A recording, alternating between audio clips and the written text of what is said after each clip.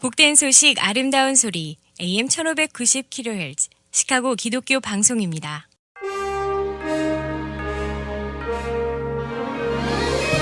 여러분 안녕하십니까? 2월 25일 목요일 KCBS 헤드라인 뉴스입니다. 기독교계 소식입니다. 거의 3분의 2의 백인 복음주의자들은 바이든의 당선이 합법적이라고 믿지 않는다는 여론조사 결과가 발표됐습니다. 공공정책연구기관인 미국 기업 연구소 데이터에 따르면 거의 3분의 2의 백인 복음주의 개신교 신자들은 조 바이든 대통령이 합법적으로 선출되었다고 믿지 않고 있는 것으로 나타났습니다. 조사는 50개 주와 콜롬비아 자치구에서 2,016명의 성인과 인터뷰에 바탕을 두고 선거 후에 미국인들의 정치적 견해에 초점을 맞추고 있으며 이번 달 초에 발표됐습니다. 2020년 대선에서 바이든 대통령의 승리가 합법적이냐 아니냐라는 질문에 백인 복음주의 개신교 응답자의 63%는 그의 승리가 합법적이지 않다라고 답했습니다. 센터 대변인에 따르면 공화당 복음주의자들의 경우 바이든의 승리를 정당한 것으로 보지 않는 사람들의 비율이 75%로 늘어났습니다. 35%의 미국인들은 팬데믹 동안에 성경을 더 자주 읽는 것으로 나타났습니다. 바이블 소사이어티가 최근 새로 조사 보고한 바에 따르면 미국인들은 팬데믹 기간 동안 전보다 성경을 더 자주 읽는 것으로 나타났습니다.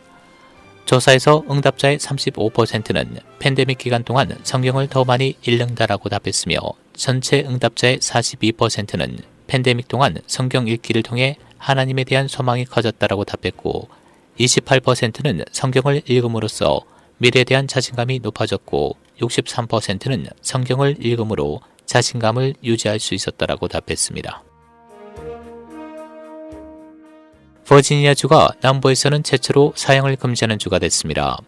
버지니아주 의원들은 지난 월요일 주에서 사형이 집행되는 것을 폐지하는 법안을 승인했습니다. 언론에 따르면 버지니아주 상원을 통과한 법안은 현재 랩 노섬 민주당 주지사의 최종 승인을 기다리고 있는데 노섬 주지사는 이 법안에 서명할 예정입니다. 국내 로컬 소식입니다. 뉴욕과 캘리포니아에서 신종 코로나 변이 바이러스가 급속도로 확산하고 있습니다. 언론에 따르면 연구진이 지난해 11월 뉴욕에서 채취한 코로나19 표본에서 새로운 변이 바이러스가 발견됐다고 밝혔습니다. 뉴욕시와 인근 지역에서 기존 변이 바이러스는 크게 나타나지 않은 대신 이 자생적 계통의 바이러스가 대량 발견됐다고 연구진은 설명했습니다. 캘리포니아에서도 새로운 코로나 변이 바이러스가 발견되면서 비상이 걸렸습니다. 이 변이는 기존 코로나19 바이러스보다 전염성과 치명률이 더 높으며 기존 항체와 백신도 무력화하는 것으로 알려졌습니다. 미국 내에서 신종 코로나 바이러스 백신이 6,600만 회 이상 접종됐습니다. 성인 6명 중 1명이 최소 1회 이상 접종을 받은 것으로 나타났습니다. 질병통제예방센터에 따르면 어제 기준 미국 내 코로나19 백신 총 배포량은 8,866만 9,035회분으로 이 중 6,646만 4,900여 건이 실제 접종 완료됐습니다. 현재 미국 내 신종 코로나 바이러스 누적 확진자는 2,897만 4,623명, 누적 사망자 51만 8,363명을 기록하고 있습니다. 조 바이든 대통령은 어제 트럼프 전 대통령이 시행했던 영주권 신청자와 외국인 임시 노동자의 미국 입국 금지 행정명령을 처리하고 비자 발급을 재개하도록 명령했습니다.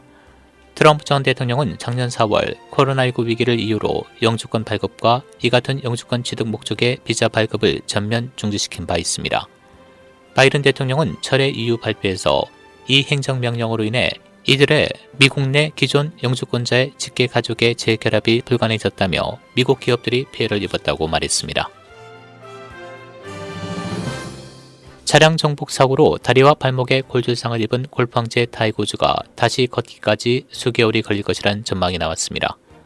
언론은 어제 우즈가 다시 걷게 되려면 수개월이 소요될 것이라는 게 전문가들의 의견이라며 우즈의 허리 수술 전력이 골프 선수로서 그가 재기할 수 있을지 불투명하다고 보도했습니다.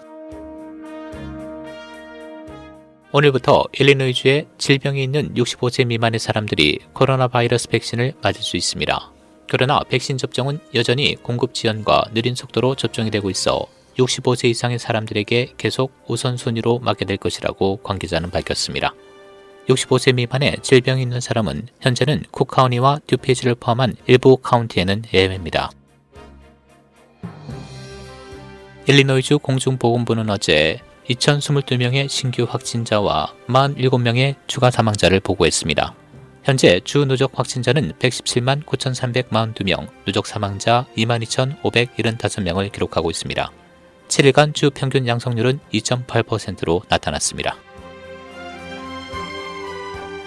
2명의 아일드맨이 미사용된 연방 코로나 바이러스 구호 기금 중 3억 7,700만 달러를 사용하겠다는 로리 라이프 시카고 시장의 계획을 지연시켰습니다. 시장 측은 어제 시의회 회의를 성급하게 끝내고 내일 의회가 법안에 투표하도록 촉구했습니다. 라이프 시카고 시장은 연방 보조금 3억 7,700만 달러 중 시카고 공중보건부의 대응을 위한 1억 9,800만 달러와 임대 지원 프로그램을 위한 주택부의 7,980만 달러가 포함되어 있다고 말했습니다. 이 계획에는 작년부터 올해 예산으로 6,800만 달러의 미사용 보조금 이체도 포함됐습니다. 노동부는 오늘 지난주 신규 실업수당 청구 건수가 73만 건으로 집계됐다고 밝혔습니다. 전주보다 11만 1000건 급감해 2주 만에 다시 감소세로 돌아섰습니다. 국제 소식입니다. 세계보건기구는 신종 코로나 바이러스의 만성적 증상을 주목해야 한다고 강조했습니다. 세계보건기구 유럽 담당국장은 현재 시간 오늘 롱 코비드에 대해 알려진 바가 많지 않다면서 부담이 실제적이며 중요하다고 밝혔습니다. 언론에 따르면 WHO 유럽 지부는 코로나19 감염자 4명 중 1명은 감염 한 달 뒤에도 지속적으로 건강 이상을 보였다고 분석했습니다. 미얀마 쿠데타를 규탄하는 거리 시위가 20일째 계속된 가운데 친군부 시위대도 거리 시위에 나서면서 일부 충돌이 빚어졌습니다. 군부를 지지하는 인사들도 거리로 나와 고의로 폭력 사태를 유발해 군부의 유혈 진압에 명분을 주려는 게 아니냐는 우려가 나옵니다. 언론은 현지 시간 25일 최대 도시 양군 시내에서 약 1000명의 친군부 시위대가 집결했다고 보도했습니다. 날씨입니다. 오늘 대체로 맑은 날씨 보이겠고 일부 구름 많은 곳 있겠습니다. 오늘 낮 최고 기온 41도, 밤 최저 기온 23도입니다. 금요일인 내일은 대체로 맑은 날씨 이어지겠고 밤부터는 비가 예상됩니다. 내일 낮 최고 기온 45도, 밤 최저 기온 35도입니다. 지금까지 KCBS 뉴스 박상준이었습니다.